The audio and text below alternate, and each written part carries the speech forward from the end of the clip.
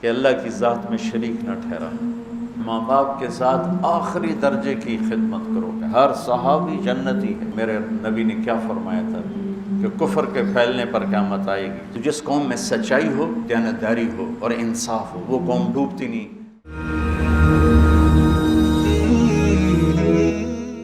زندگی جو ہے نا احساسات کا نام ہے، اور احساسات پیسے سے، چیزوں سے اور عمارتوں سے، گاڑیوں سے نہ پروان چڑھتے ہیں نہ نیچے آتے۔ احساسات صرف رویوں سے پروان چڑھتے ہیں، رویوں سے ہی مر جاتے ہیں۔ اچھا والدین اولاد فرما برداری سے چل رہی ہو تو والدین عرشوں پہ ہوتے ہیں، اور ان کے سونے چاندی کے بیڈ روم اور اولاد ان کو آنکھیں دکھائے گریبان پکڑے تو وہ تحت الثری میں پہنچے ہوتے۔ بیوی کو سونے میں تولا ہو اور اس سے باہر عورتوں سے تعلق ہو تو بیوی کہتی مر جاؤں تو اچھا ہے۔ کہ زندگی رویوں سے پروان چڑھتی ہے۔ یہاں زندگی بیان ہو رہی ہے۔ اعوذ باللہ من الشیطان الرجیم، بسم اللہ الرحمن الرحیم، قل تعالوا او اتلو ما حرم ربکم علیکم، میں تمہیں بتاؤں کہ تمہارے رب نے تم پہ کیا حرام کیا ہے۔ اللہ تشرکوا بہ شیئا، کہ اللہ کی ذات میں شریک نہ ٹھہرانا، اللہ کی ذات میں شریک نہ ٹھہرانا۔ کل بھی میں نے عرض کیا تھا ایک دم کسی پہ مشرک کے فتوے لگانا یہ اچھا نہیں لگتا۔ تو پہلا ہے لا الہ الا اللہ، لا کی تلوار سے پوری مخلوق کو اڑا دو اور صرف اللہ کے آگے سر جھکا دو۔ تو بندگی کی ایک آیت ہے اللہ تشرکوا بہ شیئا، صرف ایک آیت، جو لا کہا وہ لا ہوا، لو لا بھی اس میں لا ہوا، جز لا ہوا، کل لا ہوا، پھر کیا ہوا، اللہ ہوا۔ دوسرا کیا ہے؟ وبالوالدین احسانا، کہ ماں باپ کے ساتھ آخری درجے کی خدمت کرو، آخری درجے کی، آخری حد تک کی خدمت کرو ماں باپ کی، ان کی دعا لو۔ ان تلد الامۃ ربتہا، قیامت کی نشانی کیا ہے کہ بیٹیاں ماؤں سے نوکرانی جیسے سلوک کرنے لگ جائیں۔ ایک صحابی سکرات میں تھے تو ان کی بیگم کا پیغام آیا کہ کلمہ نہیں پڑھا جا رہا۔ تو پریشان کہ صحابی ہو کہ کلمہ نہیں پڑھا جا رہا، کلن وعد اللہ الحسنی، کہ ہر صحابی جنتی ہے۔ تو آپ تشریف لائے اور کہا بیٹا کلمہ پڑھو، کہا جی پڑھا نہیں جاتا، بول رہے ہیں لیکن کلمہ نہیں پڑھا جاتا۔ آپ نے فوراً پوچھا والدین میں کون زندہ ہے؟ کہا جی ماں زندہ ہے۔ راضی ہے ناراض ہے؟ کہ جی ناراض ہے۔ اب نے ان کو فوراً بلوایا، وہ تشریف لائیں تو آپ نے فرمایا تم اپنے بیٹے پہ ناراض ہو؟ علقمہ ان کا نام، علقمہ پہ ناراض ہو؟ کہ جی ناراض ہو۔ کیا ناراضگی ہے؟ غور سے سننا۔ یا رسول اللہ بہت نیک بچہ ہے، دین کی کوئی ناراضگی نہیں، راتوں کو اٹھتا ہے، نماز پڑھتا ہے، قرآن پڑھتا ہے، دن میں روزہ رکھتا ہے، لیکن جب مجھ سے بات کرتا ہے تو بدتمیز ہو کے کرتا ہے، بس اس سے میرا دل ٹوٹ گیا۔ زبان کی شدت، زبان کی شدت، زبان کی سختی۔ آج کل تو اولادیں ماں باپ کو مار رہی ہیں، پٹائیاں کر رہی ہیں، ہمارے دیہاتوں میں تو عام ہے۔ باپ کو بھی بات کرتے ہیں تو گالی دے کر بات کرتے ہیں، ماں سے بات کرتے ہیں گالی دے کر بات کرتے ہیں۔ اور میرے نبی نے کیا فرمایا تھا کہ کفر کے پھیلنے پر قیامت آئے گی، جب دنیا میں کوئی انسان مسلمان نہیں ہوگا قیامت آئے گی، لیکن میرے نبی نے فرمایا جب ماؤں کو ذلیل کیا جائے گا قیامت آ جائے گی۔ کہا یا رسول اللہ مجھے اس کے دین کا گلہ نہیں، مجھے اس کے اخلاق کا گلہ ہے، مجھ سے بات کرتا ہے تو بدتمیز ہو کے کرتا، تو میرا دل ٹوٹ گیا۔ تو آپ نے فرمایا معاف کرو گی؟ کہ میرا جی نہیں چاہتا۔ آپ نے فرمایا میں آگ لگا دوں سفارش کرو گی؟ کہا نہیں اتنا تو نہیں چاہتے۔ کہ تو نے معاف نہ کیا تو سیدھا اللہ کی آگ میں جائے گا۔ کہا اچھا یا رسول اللہ میں معاف کرتا ہوں۔ آپ نے کہا کہو لا الہ الا اللہ، تو نے لا الہ الا اللہ کا ہر جان نکل گئی۔ پھر آپ نے ان کے جنازے میں شرکت فرمائی اور ان کے تدفین میں شرکت فرمائی، اور دفن کے بعد فرمایا سنو جس نے ماں باپ کو دکھ دیا اس پہ اللہ کی لعنت، اس پہ فرشتوں کی لعنت، اس پہ زمین آسمان کی لعنت، نہ ان کی نماز قبول ہے، نہ روزہ قبول ہے، نہ صدقہ قبول ہے۔ تو بالوالدین احسانا، کہ والدین کے احسان کیا ہوتا ہے؟ کسی عمل کو اعلیٰ سے اعلیٰ درجے پر کرنا، اس کا نام عربی میں احسان ہے۔ ہماری اردو میں احسان اور معنی میں آتا ہے۔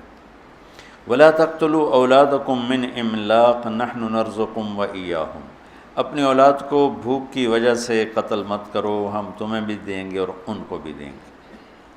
سورہ بنی اسرائیل میں یہی آیت ہے، لا تقتلوا اولادکم خشیۃ املاق نحن نرزقهم وإیاکم، یہاں ہے لا تقتلوا اولادکم من املاق نحن نرزقکم وإیاہم۔ یہ قرآن کی خوبصورتی ہے، یہ قرآن کا حسن ہے، یہ قرآن کا جمال ہے، سبحان اللہ۔ سورہ یاسین میں جاء من اقصى المدینۃ رجل یسعی، اور سورہ قصص میں جاء رجل من اقصى المدینۃ یسعی۔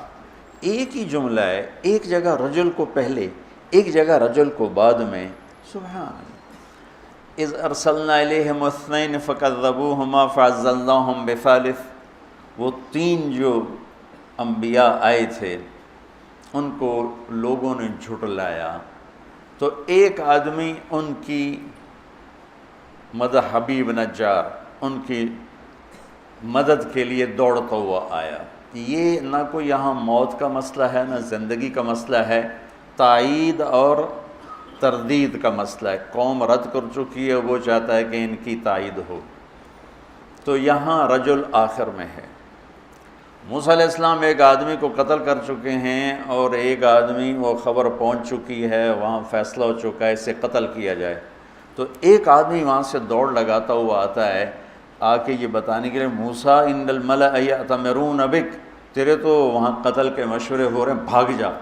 تو یہاں آنے والے کی جو اہمیت ہے وہ بہت زیادہ ہے، کوئی ایک زندگی موت کا بن رہا ہے مسئلہ، تو یہاں رجل کو پہلے ذکر کیا۔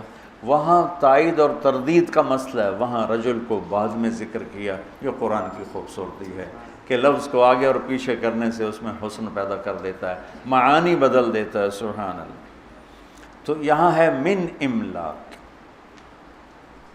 تو آگے ہم تمہیں بھی دیں گے انہیں بھی دیں گے۔ یہاں صورتحال یہ ہے کہ والدین فقیر ہیں پہلے سے، وہ کہہ رہے ہیں کہ بچہ پیدا ہوگا تو وہ کھائے گا کہاں سے، تو اللہ تعالیٰ ان کو کہہ رہے ہیں تم اپنے فقر کا ڈر نہ کرو، تمہیں بھی دوں گا اور اس آنے والے کو بھی دوں گا۔ وہاں سورہ بنی اسرائیل میں والدین فقیر نہیں، کھاتے پیتے ہیں، لیکن ان کو ڈر ہے کہ بچہ آئے گا تو روٹی کا بوجھ بڑھے گا، پھر روٹی کہاں سے آئے گی، پھر پوری کہاں سے ہوگی، تو اللہ تعالیٰ نے وہاں کر دیا خشیۃ املاق، کہ تم کھا پی رہا ہے پر ڈر لگا ہوا ہے، تو اللہ نے وہاں بچوں کو پہلے کر دیا کہ آنے والے کو بھی دوں گا، تمہیں بھی دوں گا۔ یہ قرآن کی خوبصورتی ہے۔ تو اللہ تعالیٰ فرما رہا ہے کہ آج کل کی منصوبہ بندی، اس سے کل بھی میں نے بتایا تھا، پھر دوہرا رہا ہوں، کم بچے خوشحال کرانا ہے نہیں، نیک بچے خوشحال کرانا، چھوٹا خاندان زندگی آسان نہیں، نیک خاندان زندگی آسان۔ ہماری ایک چاچی تھیں، وہ ہماری فیملی کی اس نسل میں تھیں جہاں عورتیں بانجھ ہوتی ہیں، یا اولاد ہوتی نہیں، یا زیادہ زیادہ دو، زیادہ، تو اس کے قدرتی دو ہوئے، ایک بیٹا ایک بیٹی، بیٹی کی بھی شادی ہو گئی، بیٹے کی بھی شادی ہو گئی، چاچی پہ چھکر لی، آنکھیں شالہ کسے دے دو نومن، شالہ کسے دے دو نومن، کیا وہ دیواروں سے بات کرے یا نوکرانیوں سے بات کرے، کس سے بات کرے، کوئی بات کرنے میں 8-7 منٹ، کوئی اگو، کوئی پچھوں، کوئی کھبے، کوئی سچ، کوئی روندا پہ ہے، کوئی ہنسدا پہ ہے، کوئی لڑدا پہ ہے، تو ماں باپ بھی مشغول ہوتے ہیں، اور دو بچے دو ہی اچھے، ارے بھائی بچے نیک اچھے 2 ہوں 10 ہوں، نیک ہیں تو شکر ہے اللہ کا، اور بدکار ہوں، ایک ہی ہو بدکار ہو تو کیا کرو گے، ساری زندگی روتے رہو، پیٹتے رہو۔ تو آج کے ماحول میں یہ اس کی یہ صورت بنی ہوئی ہے۔ رزق کا تعلق آبادی سے نہیں ہے، جو گھٹ بڑھ رہا ہے آبادی کی وجہ سے نہیں، سود، جھوٹ، ذخیرہ اندوزی، سٹے بازی، ہیرا پھیری، 2 نمبری، اس سے لوگوں میں فقر ہے، آبادی کی وجہ سے فقر نہیں ہے، یہ ظالم انسانوں کی وجہ سے طاری کردہ فقر ہے۔ اگر دیانتدار ہوں، بازاروں میں دیانت ہو، سچائی ہو، سٹا نہ ہو، جوا نہ ہو، سٹاک نہ ہو، تو سب کے چولہے جلیں گے۔ مدت سے لگ رہی تھی لب بام ٹکٹکی، تھک تھک کے گر گئی نگہ انتظار آج۔ وہ اکھیاں تھک کے واپس آ جائیں گی، نہ سچا ملے گا، نہ دیانتدار ملے گا، نہ منصف ملے گا، ظلم و ستم سے بھرا ہوا۔ اسلام کے باوجود جو ذلت ہے تو اس کی 3 وجہ ہیں۔ ہم جھوٹ بولتے ہیں، ہم ظلم کرتے ہیں، ہم دھوکہ دیتے ہیں۔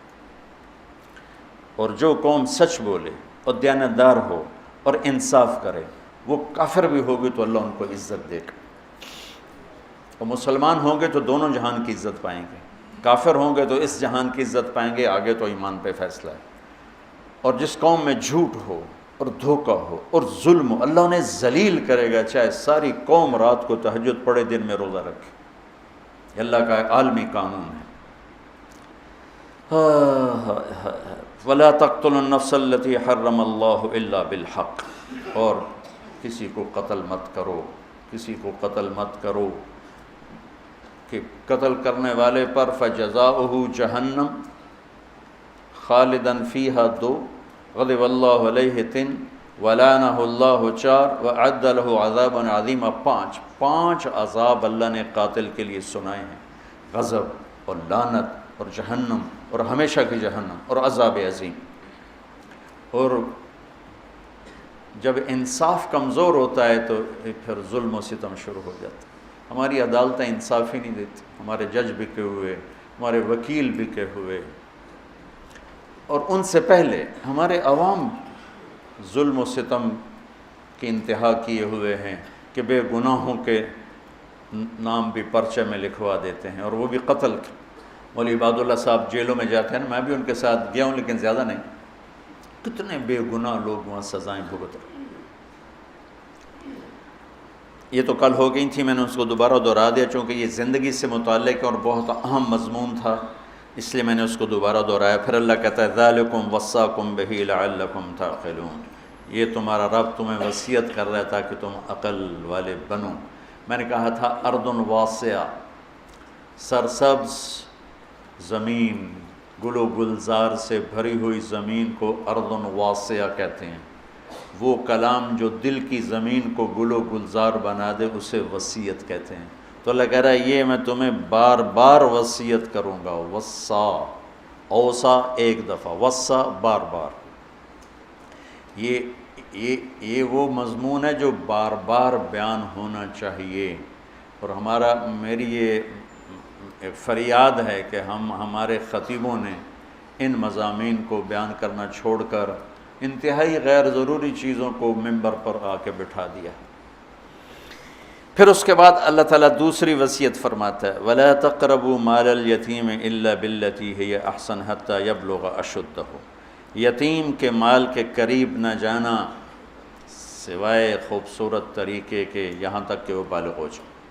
یہاں یتیم کے مال کے قریب یہ اس معاشرت کا حکم ہے۔ اس زمانے میں جہاد ہو رہا تھا، شہادتیں ہوتی تھیں، جوان بچیاں بیوہ ہو جاتی تھیں، چھوٹے بچے یتیم ہو جاتے تھے، اور معاشرت اسلامی تھی، ان کی فوری شادی ہو جاتی تھی۔ تو شہید ہونے والا یا ویسی جوانی میں مر جانے والا، اس کی کوئی جائیداد ہوتی تھی، یہ شادی کرنے والا ان یتیم بچوں کا بھی کفیل بنتا تھا، اور اس کے باپ کی طرف سے جن کو جائیداد ملتی اس کا بھی کفیل بنتا تھا۔ تو عربوں میں یہ پہلے سے دستور تھا، تو وہ جو شادی کرتا تھا وہ بعض اوقات اس مال پہ قابض ہو جاتا تھا، جب اسلام نہیں تھا اس مال پہ قابض ہو جاتا تھا۔ تو اللہ تعالیٰ نے اسلام آیا تو اللہ نے خوبصورت کر کے اسے زندگی کا راستہ بتایا کہ اگر تجھے ضرورت ہے، یتیموں کی کفالت کے لیے پیسہ چاہیے، تجھے اپنی ضرورت کے لیے پیسہ چاہیے، تو ضرورت کے بقدر استعمال کر، باقی یتیم کا مال ہے، یتیم کے مال کو تو ہدیہ بھی نہیں دیا جا سکتا۔ جب میرے نبی مدینہ پہنچے تو آپ کو جگہ پسند آئی مسجد کے لیے، تو پتہ چلا وہ 2 یتیم بچوں کی تھی، اور اسعد بن زرارہ رضی اللہ تعالیٰ عنہ ان کے کفیل تھے۔ تو آپ نے ان کو بلا کر فرمایا کہ یہ زمین ہمیں چاہیے مسجد کے لیے۔ ان کا یا رسول اللہ ہم گفٹ کرتے ہیں مسجد کے لیے۔ کہا نہیں، یہ یتیم کا مال ہے، یہ گفٹ نہیں ہو سکتا۔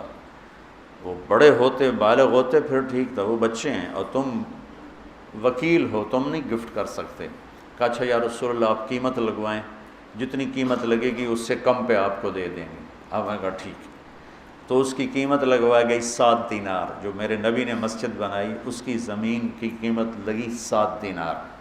تو اسد بن زرارہ نے عرض کیا تھا کہ ہم قیمت گھٹا دیں گے، تو آپ نے اس کو بلا کر فرمایا یہ بچوں کی زمین کی قیمت لگی ہے 7 دینار اور میں دے رہا ہوں 10 دینار۔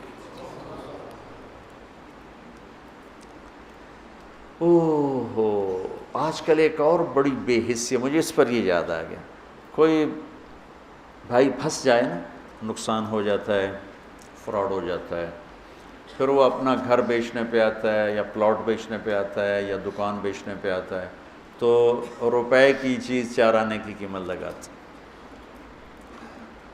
اور مجھے ایک پراپرٹی ڈیلر کہنے لگا کہ جی مجھے فلاں بڑے تاجر کا فون آیا کہ کوئی مرغہ پھنسا نہیں۔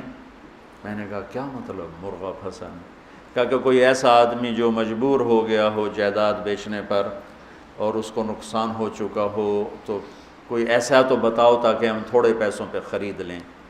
تو قریب سے صبح کے سیر کر رہے تھے، ایک گھر کے قریب سے گزر گیا، جیسے یہ گھر والا ہے، اس کا گھر 24 کروڑ کا ہے، 6 کنال ہے اور اس کی قیمت لگ رہی ہے میکسیمم 18 کروڑ۔ چونکہ یہ پھنسا ہوا ہے، یہ گھر بیچ کے قرضے دینا چاہتا ہے اور سب کو پتہ ہے یہ بیچے بغیر رہ نہیں سکتا، تو 24 کروڑ کی چیز 18 کروڑ اس کا لگا رہے ہیں اور اس کو مرغہ کہہ رہے ہیں۔ کوئی مرغہ پھنسا تو نہیں۔ میں نے کہا اگر میں ہوتا تو میں 24 کروڑ کے 30 کروڑ دیتا کہ 24 کروڑ سے اپنے قرضے اتارے اور اوپر والے 6 کروڑ سے اپنا کاروبار کرے۔ مسلمان سخی ہوتا ہے، ظلم و ستم کی انتہا ہے کہ ایسے بے رحم ہیں، پیسے کے معاملے میں ایسے بے رحم ہیں، اور اچھے اچھے داڑھیوں والے نمازی پرہیزگار محراب ماتھے پر، لیکن پیسے کا نام آتے ہی وہ ایسے سنگ دل ہو جاتے ہیں جیسے ان کے سینے میں دل نہیں، پتھر کا کوئی ٹکڑا، کوئی دھڑکنے والا دل نہیں ہے بلکہ ایک کھٹکنے والا پتھر کا ٹکڑا رکھا ہوا۔ تو میرا اللہ مال کے خرچ کو یہاں ہمیں سکھا رہا ہے کہ مال کا خرچ احتیاط سے کرو، دیانتداری سے کرو۔ وَأَوْفُوا الْكَيْلَ وَالْمِيزَانَ بِالْقِسْطِ، اور ناپ تول میں کمی نہ کرو۔ قوم شعیب تباہ و برباد ہو گئی ناپ تول میں کمی کی وجہ سے۔ وَيْلٌ لِّلْمُطَفِّفِينَ الَّذِينَ إِذَا اكْتَالُوا عَلَى النَّاسِ يَسْتَوْفُونَ وَإِذَا كَالُوهُمْ أَوْ وَزَنُوهُمْ يُخْسِرُونَ أَلَا يَظُنُّ أُولَٰئِكَ أَنَّهُمْ مَبْعُوثُونَ لِيَوْمٍ عَظِيمٍ يَوْمَ يَقُومُ النَّاسُ لِرَبِّ الْعَالَمِينَ كَلَّا إِنَّ كِتَابَ الْفُجَّارِ لَفِي سِجِّينٍ۔ کتنی ڈانٹ آئی ہے یہ ناپ تول میں کمی کرنے والے، یہ جتنے کپڑے والے ہیں انہوں نے گز کو میٹر بنایا ہوا ہے، ہر پیمائش میں 3 انچ مار لیتے ہیں، ہر پیمائش میں 3 انچ۔ علامہ قرطبی کا ایک واقعہ تذکرہ میں کہ قرطبہ کے بازار میں صبح صبح ایک دکاندار اپنے ترازو کو توڑ رہا تھا، تو دائیں والے نے پوچھا بھائی کیوں توڑ رہے ہو؟ کہا بھائی بس میری توبہ میری توبہ، میں تو ڈر گیا ہوں کہ آج ہمارا پڑوسی مر رہا تھا اور ہم سب اس کو کلمہ پڑھا رہے تھے، وہ کہہ رہا تھا نہیں پڑھا جا رہا نہیں پڑھا جا رہا۔ ہم نے پوچھا کیوں نہیں پڑھا جا رہا؟ کہنے لگا میرے ترازو کا کانٹا میرے یہاں چبھا پڑا ہے، میرے ترازو کا کانٹا یہاں چبھا ہوا ہے، مجھ سے پڑھا نہیں جا رہا۔ وہ اس ڈنڈی مارنے پر اس نے کتنی دنیا بنائی ہوگی۔ ایک کپڑے کا تاجر 3 انچ مار لیتا ہے اگلے کے، کتنے انچ مار لے گا، اور جاتے ہوئے کلمے سے محروم ہوگا تو کی لے کے مٹی تو سو لیتے گا۔ میرا سارا بازار بددیانتی بددیانتی بددیانتی، اور اس میں کوئی تمیز نہیں، داڑھی والا بغیر داڑھی والا، نمازی بے نمازی، کوئی تمیز۔ پرانی بات ہے، ایک دکاندار کہنے لگا جی میں قرآن پڑھ رہا تھا، ایک گاہک آ گیا جی تسی قرآن پڑھ رہے ہو؟ میں کہا تہاڈے کول ہی سودا لے لواں۔ میں جی 16 روپے میٹر دا کپڑا 48 روپے میٹر انہوں بیچا۔ میں کہا چنگی تھوک لائیے، اس نے تیرے قرآن پہ اعتماد کیا، تو نے یہ ظلم کیا۔ تو جب معاملات آتے ہیں تو سب کا مذہب پیسہ بن جاتا ہے،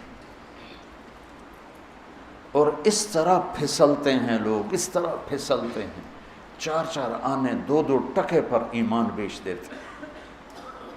مسلمان کا سرمایہ ایمان ہے، مسلمان کا سرمایہ اس کی عزت ہے، اس کی آبرو ہے، اس کی غیرت ہے، اس کا ضمیر ہے، اس کی آخرت ہے۔ یہ چند ٹکے بچا کر اپنی ایمان، اپنی عزت، اپنی غیرت ہر شے داؤ پہ لگا دیتے۔ یہاں ہم ہمارے عزیزوں میں سے ایک نے اپنے بچے کو بٹھایا ایک دکان پر، وہ دکان والے داڑھی والے نماز مسجد میں جا کے پڑھتے ہیں جب اذان ہوتی ہے، اور 4 مہینے بعد اس کو بھگا دیا۔ میں نے اس سے پوچھا اس بچے سے کہ تمہیں کیوں بھگا دیا؟ کہا جی میں سچ بتاتا تھا تو وہ مجھ پر ناراض ہوتے تھے کہ تو تو میرا کاروبار برباد کریں گا سچ بول کے، چل چھٹی کر، تو مجھے بھگا دیا۔ میں بیٹھا تھا، ایک نوجوان آیا، کہا جی میں آگمنٹن میں رہتا ہوں کینیڈا، ایک یہودی کے سٹور پر کام کرتا ہوں، اس کا فرنیچر کا سٹور ہے۔ تو میں جب پہلے دن اس کی نوکری میں گیا تو اس نے مجھے بلا کر کہا یہ سارا بیچنے کا ہے، لیکن یہ جو صوفہ پڑا ہوا ہے اس میں فالٹ ہے، تو کوئی گاہک یہ خریدنے لگے تو اس کو بتانا ہے کہ اس میں یہ فالٹ ہے۔ تو جو کہ میں پاکستانی تھا، میں نے کہا جی چھپانا ہے کہ بتانا ہے؟ اس نے کہا میرے بھائی بتانا ہے، چھپانا نہیں، بتانا ہے۔ ہم ایٹمی طاقت ہیں لیکن ذلت اور پستی کی انتہا پر ہیں۔ دنیا کی 7ویں بڑی ہماری فوج ہے اور ہم پستی کے اسفل السافلین میں پہنچے ہوئے ہیں، جھوٹ کی وجہ سے، بددیانتی کی وجہ سے، کھوٹ کی وجہ سے، ملاوٹ کی وجہ سے۔ انسانیت اور انسانی اقدار ملیا میٹ کر کے رکھتے۔ تو میرا اللہ کہتا ہے اوفوا الکیل والمیزان بالقسط، کہ تولو، صحیح تولو، ناپ تول کے تولو اور کمی بیشی سے بچو۔ عبید رحمۃ اللہ علیہ ایک کپڑے کے تاجر تھے، تو ریشمی تھان 400 کا اور ناخالص ریشمی ناخالص 200 کا۔ بچے کو بٹھا کے گئے کسی کام، واپس آئے تو ایک آدمی تھان لے کے نیچے اتر رہا تھا، تھان تھا ناخالص ریشم۔ کہنے کہ بھائی کتنے میں لیا ہے؟ کہا جی 400۔ کہنے 400؟ کہا جی، کہا مہنگا ہے؟ کہا جی نہیں ٹھیک ہے، میرے گاؤں میں 500 کا بکے گا، مجھے 100 درہم کا نفع ہے۔ کہا تو 300 اور کما سکتا ہے۔ کہا ابھی آپ کون ہو؟ کہا میں دکان کا مالک ہوں۔ ان کو ساتھ لے لی۔ بیٹے سے پوچھا یہ 400 کس لیے مانگا؟ بھول گئے تھے یا جان بوجھ کے؟ کہا میں نے 400 مانگا، اس نے دے دیا، شرعاً اب کوئی قباحت نہیں، اس نے مانگا۔ میں نے کہا بیٹا تجھے شرم نہ آئی مسلمان کو دھوکہ دیتے ہوئے؟ تجھے 200 پہ بھی نفع مل رہا تھا، 400 کیوں نہیں؟ تو اس کو 200 نکال کے دیے کہ بھائی یہ لے جا، 300 نفع بنا۔ جب یہ تجارت تھی تو جھنڈا پوری دنیا پہ لہراتا تھا۔ اب یورپ کی دکان پہ جاؤ، مال واپس کرو، خوشی سے لے لیں گے، یہاں لکھا ہوتا خریدا ہوا مال واپس نہیں ہوگا۔ میں نے کہا اگر کوئی یہاں کا تاجر ہوتا اور اس کا پتر 200 کی 400 میں بیچتا تھا، واہ میرا پتر تو تب پہ انہوں بھی کٹ گیا، ایلا 100 روپے، ایلا 100 روپے فلودہ کھا، میں چھری رکھیں جی میں رکھی ہے۔ ہمارا تاجر تو چھری لے کے بیٹھا ہوا تو اسے ذبح کرنا ہے۔ آنے والے جیسے بھیڑیوں کو کوئی رحم نہیں ہے کہ بکری کے چھوٹے چھوٹے بچے ہیں، ایسے جب دل پیسے کا غلام ہو جاتا تو وہ بھیڑیا بن جاتا۔ پھر اللہ تسلی دیتا ہے لا نکلف نفسا الا وسعها، دیکھو میں جو کچھ تمہیں کہہ رہا ہوں تم کر سکتے ہو، کیسے کریں گے، کیسے ہوگا؟ اللہ کہتا ہے میں نے کوئی ایک بات بھی تمہاری ہمت سے زیادہ نہیں سنائی۔ یہ آیت تسلی کے لیے، پیچھے بڑی بڑی ہمت والی باتیں آ رہی، نماز پڑھنے واسطے تو 1 لوٹا پانی چاہیے، 10 منٹ چاہیے، کیڑی قربانی ہے؟ سچ بولنے کے لیے پسینہ آ جائے گا، صحیح تولتے ہوئے پسینہ آ جائے گا، مال کا عیب بتاتے ہوئے خبر لگ جائے گی۔ وہ میں نے بیان کیا تو ایک ہمارا دوست ہے، اس کا شو روم ہے، تو ہماری جماعت گئی پشاور، اس کا بہت بڑا شو روم ہے، تو میں اس کو ملنے گیا تو وہ مجھے دکھا رہا تھا، تو ایک گاڑی کھڑی تھی ٹویوٹا، نہیں، کہنے لگا یہ گاڑی دیکھ رہا ہوں، کہا یہ 1 سال ہوا ہے نہیں بک رہی تمہاری وجہ سے۔ میں کہا میں تو آج تیرے شو روم سے آیا، میری وجہ تو کیوں؟ کہا تم نے ترغیب دی تھی سچ بولو، تو میں یہ گاڑی لگ گئی تھی جب اس کو ٹرک سے اتار رہے تھے، تو اس کو ٹھیک کر کے ہم نے لگا دیا ہے، جو آتا ہم کہتے ہیں لگی ہوئی ہے وہ چھوڑ کے چلا جاتا ہے۔ میں نے کہا مجھے دے دو، میں خرید لیتا ہوں۔ اس وقت ٹویوٹا 5 لاکھ کی تھی۔ کہنے تمہیں جرمانہ کیوں ڈالوں، انشاءاللہ بک جائے گی، لیکن میں نے سوچا سچ ہی بولنا ہے، جھوٹ نہیں بولنا۔ 1 سال وہ گاڑی کھڑی رہی۔ ابھی ہماری جماعت وہیں تھی کہ اس کا فون آیا کہ میری گاڑی بک گئی۔ میں نے فالٹ بتایا تو بھی بک گئی۔ تھوڑا سا اللہ دیکھتا ہے، پھر دروازے کھول دیتا ہے۔ اس لیے کہتا ہے لا نکلف نفسا الا وسعها، جو تمہیں بتا رہا ہوں نا تم کر سکتے ہو، تمہاری ہمت سے اوپر میں نے کچھ نہیں بتایا۔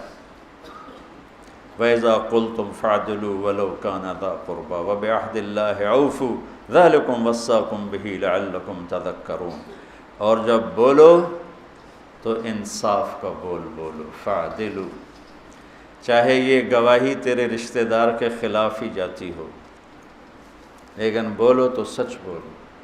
اس سے مراد صرف گواہی نہیں ہے، اس لیے قلتم کا لفظ آیا جس میں وسعت ہے۔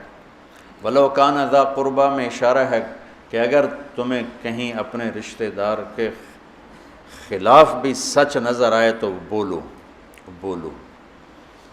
گواہی کا لفظ نہیں ہے، قلتم کے اندر گواہی بھی ہے، اور قلتم کے اندر عموم ہے، جب بول انصاف کا بول، یعنی ایسا بول نہ بول جو کسی کی عزت کو اڑا دے، کسی کی پگڑی کو اچھال دے، کسی کی عزت نفس کو ذبح کر کے رکھ دے، کسی کی بیٹی کی عزت اچھل جائے، کسی کے بچے کی عزت اچھل جائے، ایسا بول نہ بول۔ یہ صرف عدالت کی گواہی کی حد تک نہیں ہے، عدالت کی گواہی کی حد تک نہیں، میرا مستقل مضمون ہے زبان کی حفاظت کرو، زبان کی حفاظت کرو، ماں باپ کے آگے سنبھل کے بولو، بیوی کے آگے سنبھل کے بولو، بچوں کے آگے، ہر انسان کے آگے سنبھل کے بولو۔ جہاں خون کے رشتے ہیں وہاں بہت زیادہ سہ جاؤ، تھوڑی دیر کی تکلیف ہوگی، پھر اللہ تمہیں ایسی راحت دے گا کہ اس کا مزہ لوگی۔ پی جا ایام کی تلخی کو بھی ہنس کے ناصر، اللہ اس کی بخشش کرے، میرا دوست تھا ناصر، پی جا ایام کی تلخی کو بھی ہنس کے ناصر، غم کے سہنے میں بھی قدرت نے مزہ رکھا ہے، جب سے تم نے مجھے دیوانہ بنا رکھا ہے، سنگ ہر شخص نے ہاتھوں میں اٹھا رکھا ہے۔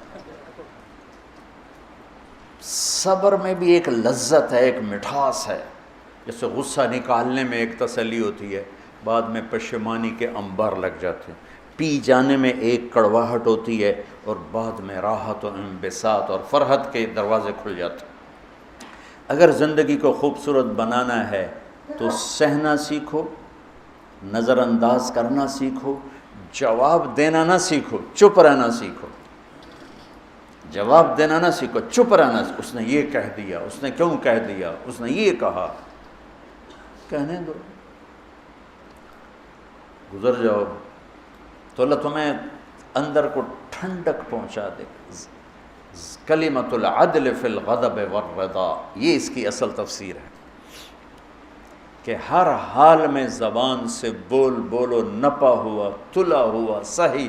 ہم انسان ہیں، کبھی بریک فیل ہو جائے گی تو ہو جائے، کلمہ نہیں، لیکن یہ عادت نہ ہو جائے تو اللہ سے توبہ، یا اللہ معاف کرو، جس سے زیادتی ہوئی اس سے معافی اور تلافی، اور پھر ہمت کر کے پھر سفر شروع کریں گے، پھر گر پڑیں گے، کیا ہوا؟ گرتے ہیں شاہ سوار ہی میدان جنگ میں۔ یہ تو جنگ ہے نفس کے ساتھ، جو خوفناک جنگ ہے، جو ہر آن ہر گھڑی جاری ہے، کبھی وہ جیتے گا، کبھی ہم جیتیں گے۔ جب وہ جیتے گا ہم روئیں گے، معافی مانگیں گے اللہ سے بھی، جس سے زیادتی ہوگی اس سے بھی، تو اللہ تعالیٰ اس پر ہمارا، اللہ خوش ہوگا، اور اللہ ہمیں آہستہ آہستہ آہستہ آہستہ نفس مطمئنہ نصیب فرما دے گا۔ وَإِذَا قُلْتُمْ فَاعْدِلُوا، زبان کے بول کو عدل والا بنا دے۔ لقمان علیہ السلام کا فرمان ہے، بیٹا چپ رہنے پہ کبھی نہیں پچھتایا، ہمیشہ اپنے بول پہ پچھتایا۔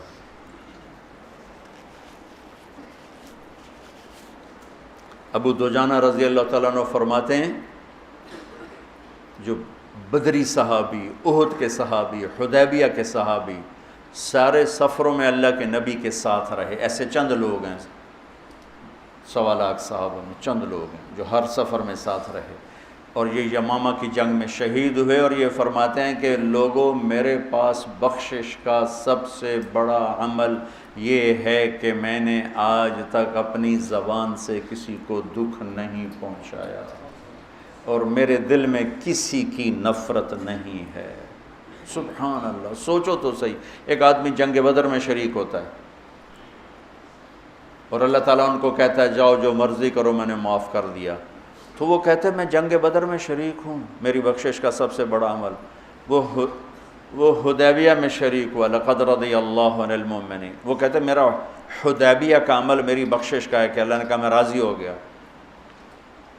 وہ اور احد کی جنگ میں آپ نے تلوار اٹھائی ہے، کون لے گا تلوار؟ تو کئی لوگ کھڑے ہو گئے.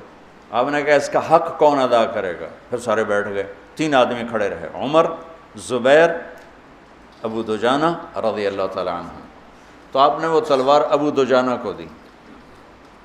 تو زبیر رضی اللہ تعالیٰ عنہ کو خیال آیا کہ میں اس سے بڑا شاہ سوار ہوں، اور تھے بھی، اس میں کوئی شک نہیں، کوئی شک نہیں.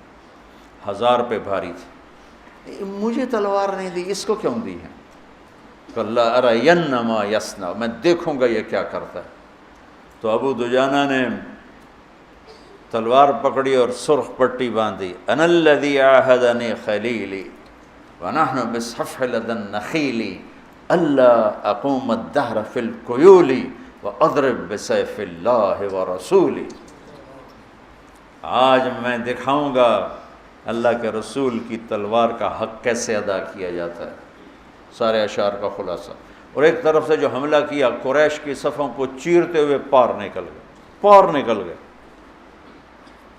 اور زبیر بھی پیچھے پیچھے.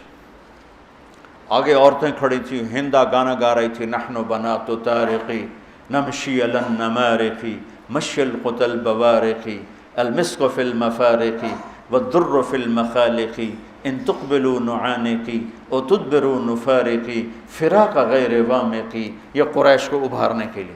جب ابو دجانہ بڑھے تو ساری عورتیں بھاگیں، اور ہندا پہ ایسا روب طاری ہوئی وہ بھاگ نہیں سکی. تو انہیں ایسے تلوار اٹھائی، اس کی چیخ نکلی، اور یوں اس کے سر پہ تلوار رکھ کے یوں واپس ہٹائی. پیچھے زبیر تھے، کہنے لگے یہ کیا کیا ہے؟ کہا میرے نبی کی تلوار ہے، عورت کے خون سے گندا کروں؟ نہیں. پھر واپس ہٹے، پھر حملہ کیا، اور پھر صفوں کو چیر دیا. آگے ایک ہاتھی جیسا نوجوان تھا ڈیل ڈول میں. زبیر کہنے لگے میرے جی میں آیا، اس سے ٹکر لے تو پھر میں دیکھوں کتنے پانی میں. قدرتی آمنے سامنے ہو کے، اور ایسی زور کی دونوں میں ٹکر ہوئی کہ بہادری اور دلیری بھی آش آش کر اٹھی. اور دائیں بائیں کے لوگ متوجہ ہو گئے ان دونوں کی جنگ دیکھنے کے لیے. تھوڑی دیر کے لیے رک گئے. ایسی خوبصورت ان کی جنگ اور دلیری اور بہادری کے رک گئے ایک دفعہ قدم. اس نے وار کیا، ابو دجانہ کی ڈھال ٹوٹ گئی اور اس کے کندھے کو زخمی کر دیا. ابو دجانہ نے وار کیا، اس کی ڈھال توڑ کے تلوار یہاں لگی، 2 ٹکڑوں میں چیر کے پھینک دیا یوں. اور پھر چہرے سے ٹوپی ہٹا کر کہا ماذا ترى انا ابو دجانہ، کیا دیکھتے ہو؟ میں ہوں ابو دجانہ. یہ بندہ اتنے بڑے بڑے فضائل والا ان باتوں کی بجائے کہتا ہے کہ میری بخشش کا سب سے بڑا عمل یہ ہے کہ میں نے آج تک اپنی زبان سے کسی کو دکھ نہیں پہنچایا، اور میرے دل میں کسی کے بارے میں بغض نہیں ہے. میرے بچوں، اپنے دل کو بغض سے پاک کرو. مولویوں کے دل میں بغض زیادہ ہوتا ہے، پتہ نہیں کیوں. اس لیے کہ وہ قانون ہی پڑھتے رہتے ہیں، محبت کا سبق نہیں پڑھتے، فقہ ہی پڑھتے رہتے ہیں، وہ پھر غصے میں ہی ہو جاتے. ہمارے خواجہ غلام فرید سرائکی کے بادشاہ ہیں، وہ فرماتے ہیں سکھ ریت روش من سوری نو ہن ٹھپ رکھ کنز کدوری نو ہادی نہ سمجھ ہدایہ کافی نہ سمجھ کفایہ کافیہ. بڑی مشہور کتاب ہے، تو وزن شعر کی وجہ سے اس کو بدلا ہے۔ ہادی نہ سمجھ ہدایہ، کافی نہ سمجھ کفایہ، کر پرز شرع وقایا، ایو دل قرآن کتاب ہے۔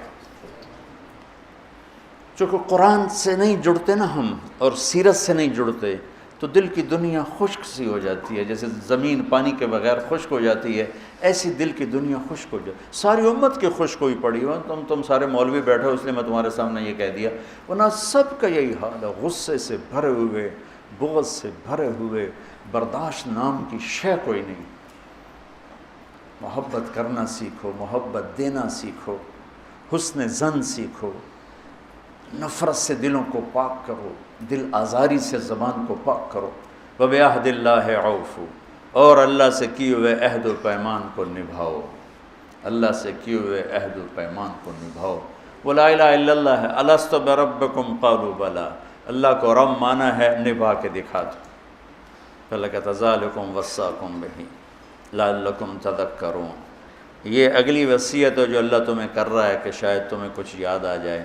پھر آگے اللہ خوشخبری سناتا ہوا، أَنَّ هَذَا صِرَاطِي مُسْتَقِيمًا، یہی ہے میرا سیدھا راستہ، فَاتَّبِعُوهُ، اسی پہ چلنا، وَلَا تَتَّبِعُوا السُّبُلَ، دائیں بائیں چھوٹے رستوں پہ نہ جانا، فَتَفَرَّقَ بِكُمْ عَنْ سَبِيلِهِ، یہ تمہیں اصل راستے سے ہٹا دے گا۔ یہ ہے فرقہ واریت، کہ ان مسائل پہ لڑنا جن کا نہ جنت سے تعلق ہے نہ جہنم سے تعلق ہے، جس کا نہ آخرت سے تعلق ہے نہ دنیا سے تعلق ہے۔ تو میرا اللہ کہہ رہا ہے ان چکروں میں نہ پڑنا، ہاتھ یہاں باندھنے ہیں کہ یہاں باندھنے ہیں کہ چھوڑنے ہیں، رفع یدین کرنا ہے یا چھوڑنا ہے، سورۃ فاتحہ پڑھنی ہے یا نہیں پڑھنی ہے، یہ بھی کوئی لڑنے کی چیز ہے؟ سیدھا راستہ امت پنے کا۔ ہم علماء دیوبند کے شاگرد ہیں، وہ ہمارے لیے بنیان کی طرح ہے، لیکن چولا ہمارا امت پنے کا ہے، کرتا ہمارا امت پنے کا ہے۔ میں تم سب کو یہ کرتا پہنانا چاہتا ہوں کہ ہم علماء دیوبند کی تشریح دین پر راضی ہیں اور ان کے دلائل کو ہم قبول کرتے ہیں، لیکن باقیوں کو عزت دیتے ہیں، احترام کرتے ہیں۔ ہم کرتا پہنتے ہیں محمدی۔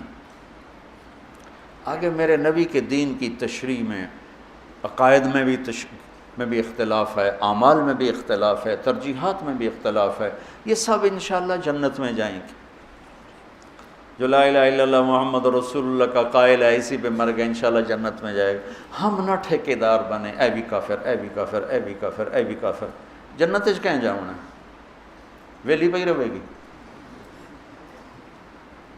تو اللہ کہتا ہے یہ ہے میرا سیدھا راستہ، اور اس میں آپ دیکھو کہ سب اخلاقیات، سب، بس ایک لا تشرکوا بہ شیئا میں اشارہ کیا عقیدے اور عبادت کی طرف، وَبِعَهْدِ اللَّهِ أَوْفُوا، دو، باقی سب اخلاق اخلاق اخلاق، اور پھر آخر میں کہ یہ ہے اصل دین، اصل دین ہیں یہ چیزیں، ان اقیموا الدین ولا تفرقوا فیہ، دین ایک ہی ہے، جو اصول ہیں، جو فرائض ہیں، جو اخلاقیات ہیں، تمام اہل مکتب، اہل فکر، اہل مسلک، اہل مذہب، کون کہے گا جھوٹ بولو، کون کہے گا بدکاری کرو، فحاشی کرو، کون کہے گا ماں باپ کی بدتمیزی کرو، کون کہے گا ناپ تول میں کمی کرو، کون کہے گا دھوکہ دو، فراڈ کرو، ملاوٹ کرو، کھوٹ کرو، کون کہے گا نفرت کی آگ جلاؤ؟ یہ ہیں وہ صراط مستقیم والی صفات جس پر چل کر ہم سیدھے آنکھیں بند کر کے چلیں، دوڑتے چلے جائیں۔ باقی سب چھوٹی چھوٹی سڑکیں ہیں، گم ہو جائیں گے، یہ موٹر وے ہے، گاڑی ڈالو اور چلو، سزوکی بھی پار۔ یہ بہت بڑی وصیت ہے، اس کو وصایا ثلاث کہتے ہیں۔ سورہ انعام کیا پورے قرآن کے خوبصورت دروس اور اسباق کا خلاصہ ہیں یہ چند صفات۔